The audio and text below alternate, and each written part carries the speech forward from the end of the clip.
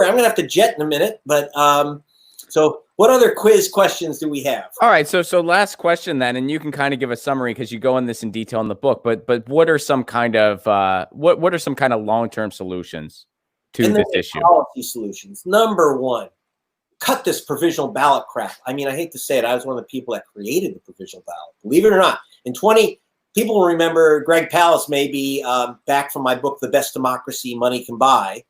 I was working with BBC Television and with The Guardian. And I discovered that tens of thousands of black people were removed from the voter rolls of Florida in the Bush-Gore race because they were called felons. Not a single person, black person on that list was an ex-con who couldn't vote in Florida. But they removed them, and that's how George Bush became president.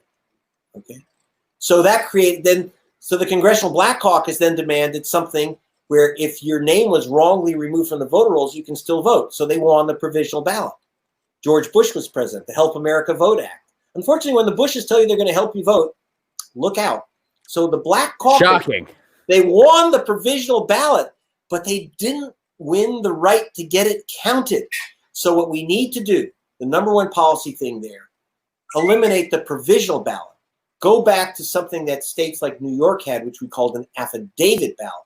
And that ballot, unlike the provisional, is counted unless someone walks in and says that vote is fraudulent. Then you go and arrest the fraudster.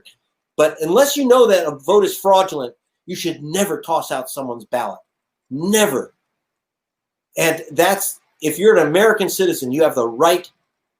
Voting is a fundamental right according to the National Voter Registration Act. It's not in the Constitution. You don't have a right to vote in the Constitution. You do have a right to vote, though, under federal law.